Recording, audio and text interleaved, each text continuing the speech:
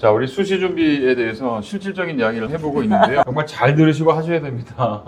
그거 인생이 여기서 결정된다니까요. 점수로만 제발 가지 말고. 그 다음에 뭐냐면, 야, 인서울만 어떻게 하지 말고. 제발 그렇게 하지 마세요. 나는 인서울 너무 싫어. 자, 그러면 어떻게 면밀하게 준비해야 되는지 이어가도록 하겠습니다. 네. 첫 번째 전공 결정하라고 그랬죠? 진로하고 맞는. 그 다음에 두 번째는 생기부에서 전공에 플러스 될 내가 결정한 뭐 3개, 4개에 도움될 생기부에서 활동, 그리고 과제한 거, 뭐 플러스 요인이 되는 것들 뽑아서 정리해 보고요. 그래서 요거하고 맞춰서 대학을 바로 전 단계에서 대학을 쳐다봤습니다. 그래서 대학에서 선택한 전공에 대해 어떤 정보를 입수해야 되느냐, 배우는 과목, 그리고 진로와의 연계성 정도, 그 다음에 교수님들 전공은 어떤 걸 하셨냐, 대학하고의 내신 등급하고 생기부 활동에 대해서는 얼마큼 플러스가 될 것인가, 요거를 갖다 통합적으로 분석하셔야 됩니다. 그래서 대학은 12개 정도, 전공 하나에 제일 1번 전공, 제일 내가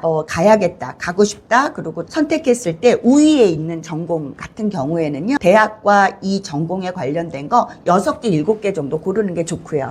두 번째, 내가 고려해야 될 전공은 복수 전공, 융합 전공을 고려한다면 이거 2개 바꿔도 돼요. 내신 등급이 조금 안 돼. 그런데 보니까 두 번째 전공이 나한테는 안정권이야. 그럴 땐 이거 바꾸면 되는데 알아듣는 분들만 알아들으시라 그러고. 네, 그래서 그런 것들을 보면서 두 번째 전공, 우위가 두 번째 시에 있는 전공은 한 4개 대학을, 네, 그리고 나서 세 번째는 2-3개 이렇게 해서 10개에서 12개, 13개의 대학을 이렇게 합니다. 근데 이럴 경우도 있어요. 한 대학 내가 첫 번째, 두 번째 고른 전공이 같이 있을 수가 있거든요. 그럴 때는 선택 자료에 포함시키는 게 좋습니다. 그래야지만 나중에 이렇게 두 과를, 동일한 대학에 두 과를 지원할 수 있는 방법이 있거든요. 네, 그거를 감안할 수 있기 때문에 그때 올바른 선택이 가능하기 때문에 그런 부분들도 선택해 놓는 게 중요합니다. 실은 지금 이 시간이 가장 중요한데 뭐냐면 지금부터 수시 지원 자료를 작성합니다. 이 양식은요, 제가 봤을 때는 저밖에 안 하더라고요. 그래서 아이들한테 제가 직접 이거를 아이들하고 같이 작성해 보는 양식입니다. 네, 카메라 대고 살짝 보여줘. 안 돼요. 네?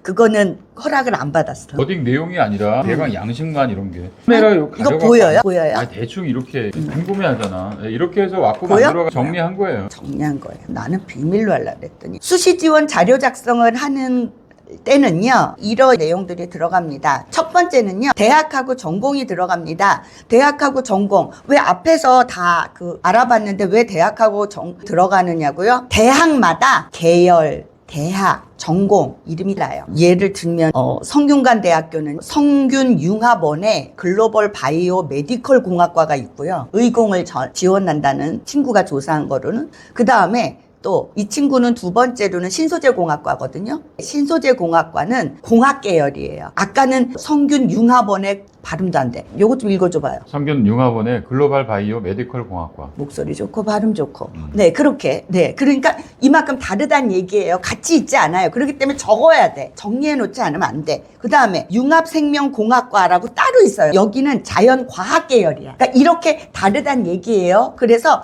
지원을 올바르게 하기 위해서는 대학하고 전공을 정확하게 적습니다. 두 번째는요, 수시 형태를 적어야 되는데 뭘 적느냐? 종합이냐 교과냐? 종합하고 교과도 이름이 다 달라. 종합도 대학마다 이름이 다 달라. 종합이라는 내용 안에 포장지가 다 달라요. 네, 그래서 보면은 뭐 탐구형, 지역균형, 인재형, 추천형, 서류형 이거 다 달라요. 근데 다 다른 만큼 뽑는 기준도 다 달라요. 그렇기 때문에 이거 보지 않고 그냥 들어가면 안 된다는 얘기예요. 우리 입장에 보면 기회가 오히려 거꾸로 많은 거예요. 맞아요. 이거를 보신 분들은. 왜냐면 자세히 아는 사람은 거기 맞춰서 그럼. 집어넣을 거 아니겠어요? 그러니까 합격률이 높아질 수밖에 없지. 근데 모르는 사람은 아는 것만 눈에 보여가지고 다 경쟁 몰리는 데만 갈 거 아니야. 그 떨어지지. 그리고 자기가 왜 떨어졌는지 모른다니까. 그리고 합격한 몰라. 아이도 자기가 왜 합격했는지 몰라. 이렇게 컨설팅 해가지고 보낸 아이들 중에서 아유 네가 이러이런 것 때문에 합격했어. 그러면 저한테 그래요. 그래요 선생님? 미치겠어. 그래서 뭐냐면 대학하고 전공 다 적어놓고 그 다음에 열 몇 개 고른 거. 네, 그 다음에 학종과 교과에 대해서 따로따로 적어야 되는데 여기에서 중요한 거. 이거는 다 어디에 나와 있을까요? 여기는요? 요강에. 요강이야. 요강 우리는 아는데. 그 요강 아니에요? 아재 개그라고 하는 거예요, 이거? 꼰대예요. 대학 홈페이지에 지금 시기에는 전부 다 맨 먼저 떠요. 수시 모집 요강이라고 뜹니다. 다 네, 그래서 거기 앞에서 다 링크가. 그러니까 보세요. 그거를 클릭을 하면은 PDF 파일을 다운로드 받아라. 뭐 아니면은 PPT 파일로 되어 있는데 그것 중에서 수시 내가 관련된 것만 보면 되는데 여기에서 세상 쓸데없이 보지 말아야 될 게 있어요. 뭘까요? 경쟁률이에요. 왜 경쟁률은 보고 있냐고 거기. 그래서 보면은 아이들이 이래요. 안 선생님 이래. 그거야 딱 군대 이거야. 안 가. 이래. 지난해에요 8대 1이었대. 18대 2 싸우는 것도 아니고 18대 1로 싸웠대. 그래서 제가 그랬죠. 그러면 18대 1이면 안 가고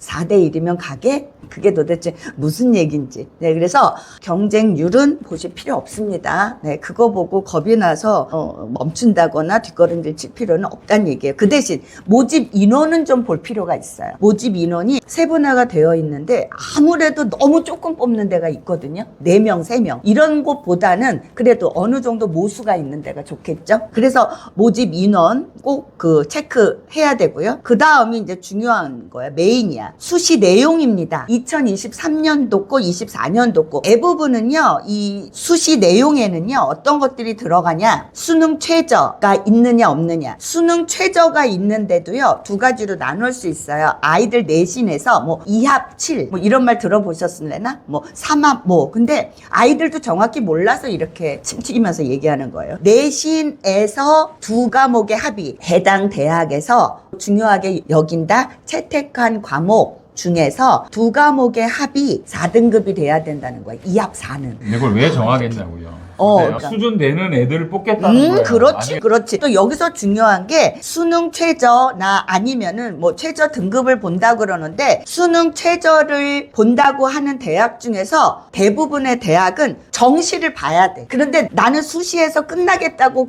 하는 애가 수능 최저 있는 데에다 지원을 해요. 말도 안 되는 얘기잖아. 말이 안 되는데 이걸 갖다 말이 안 되는 행위들을 지금 반복적으로 하고 있다니까. 본인도 그렇게 집어넣으면 나중에 왜 떨어지는지 모른다니까. 아니 그때 되면 정시 봐야 돼요. 이렇게 되는 거예요. 그러니까 아이들이 잘 알고 있는 아이들도 물론 있어요. 아예 없는 거는 아니지만 부모들이 관심 없고 이러다 그렇지. 보면 어영부영 맞지. 해가지고 정시 때 그러면 난리가 나는 거지. 그렇지. 공부 하나도 안 하고 있다가. 예, 그래서 수능 최저인데 가면 안 된다고. 네, 결론은. 그러니까 그런데 또 2합 몇만, 그러니까 2합 몇이라고 그러거나 3합 몇이라고 그래가지고 아이의 내신 성적으로만 된다. 뭐 그렇다면은 그건 고려해 보라는 이야기예요. 그 다음에 학년별 반영 비율이 대학마다 전부 다 달라요. 그러니까 이거 다 적어야 돼요. 그리고 지금부터가 또 여긴 중요한 거 왕왕 있네. 50% 컷. 평균 70% 컷을 알아봐야 되는데 학교마다 그 전해에 자기네가 그 뽑은 기준을 발표하는 곳도 있지만 그렇지 않은 곳이 많아요. 그럴 땐 어떻게 하느냐? 블로그나 여러 입시학원이나 발표한 거를 보기는 보되 반드시 3군데 이상 확인을 해서 그 대학의 그 전공으로 해서 커트라인이 어떤가를 확인을 해서 똑같으면 정리하라 이 얘기예요. 믿으란 얘기예요. 같지 않고 차이가 나. 그러면 버리세요. 과감하게. 2023년도, 24년도 꼭 반드시 2회 정도는 봐야 된다는 겁니다. 2022까지는 안 봐도 돼요. 네, 그래서 3, 4년도 거를 반드시 크로스 체크를 한다. 학교에서 발표한 거는 그대로 먹어도 되고 날로 먹어도 되고 그 다음에 2024년도 거는 나와 있는 대학이 있는데 23년도 거는 없거든요. 예, 근데 50% 컷 평균 70% 컷의 의미가 다 다른데 이것도 찾아보면 전부 다 나와 있는데 50대에 우리 아이가 보니까 성적이 걸렸어. 50대에 걸렸어. 예. 그런데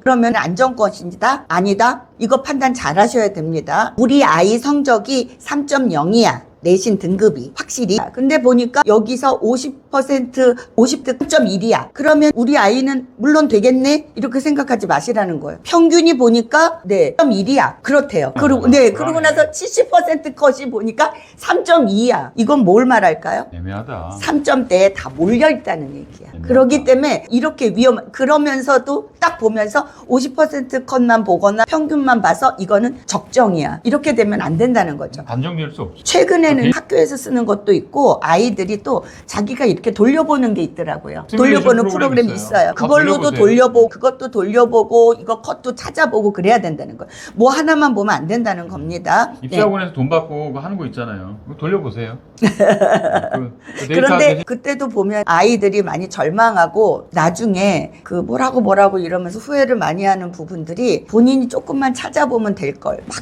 쫙 데이터가 나오고 요즘에는 그런데 거기에서 꼼꼼히 찾아보지를 않아서 지나치게 낮게 지원하는 경우가 있어요. 자기 성적 너무 아깝게. 자기가 노력한 것들 플러스 요인도 찾지 못해서 그러진 않으셨으면 좋겠네요. 그리고 또 면접이 있는지 없는지 1단계에서는 성적 보고 생기부를 보지만 그런 거를 서류라고 그래요. 네, 그러면 그거를 보는데 성적과 내신과 생활기록부를 보는데 2단계에서 면접이 있는지 없는지도 보셔야 된다는 거예요. 그래서 면접 준비를 해야 되는지 안 해야 되는지 우리 아이가 면접에는 좀 약한데 그러면 피해갈 필요도 라는 겁니다. 네, 그래서 이렇게 정리를 한 데이터를 가지고 담임 선생님하고 면담을 하고 또 그리고 본인이 조금 더 보강을 해서 상향인지 요즘 아이들은 또 우주 상향이라고 그러대요. 그건 뭐냐면 손이 안 닿나 봐. 거기까지 가려면 우주선을 타야 되나 봐. 만들어야 되나 봐. 네, 그래서 우주 상향인지 아니면 상향인지 적정인지 하향인지를 결정해야 된다. 아주 중요한